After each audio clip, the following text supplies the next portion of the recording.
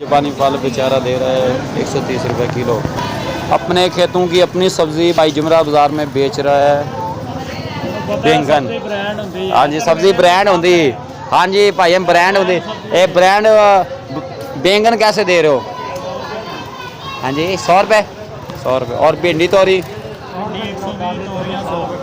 भिंडी 120 है, तोरियाँ 100 रुपये किलो, घिया तोरी 100 रुपये किलो। ये भाई अपने फ्रेश खेतों से सब्ज़ी लेके आते हैं मुल्तान रोड से, ठीक है। इस वक्त जुमरा बाज़ार में, हाँ भाई फेरू लाहौर में जो है, और ये इस वक्त जुमरा बाज़ार में लगा के खड़े हैं, ठीक है। हर बाज़ार में मुल्तान चुंगी के करीब वाले में ये सब्ज़ी लगाते हैं, मुनासिब रेट में देते हैं। जिस भाई ने लेनी हो तो इनसे फ्रेश, बिल्कुल फ्रेश सब्ज़ी एक रेट ले सकते हैं, आप मंगवा सकते हैं। इनका व्हाट्सएप नंबर भी इधर दे देंगे। अगर किसी ने मसलन ज़्यादा सब्ज़ी चाहिए हो, तोड़ा, ठीक है, बैंगनों का या भिंडी तोरी का या घिया तोरी का, या इस तरह की जो मौजूदा सीज़न के वक्त सब्ज़ी चल रही होगी तो वो आपको भाई दे देंगे। व्हाट्सएप नंबर इधर मैं इनका आपको बता देता हूँ।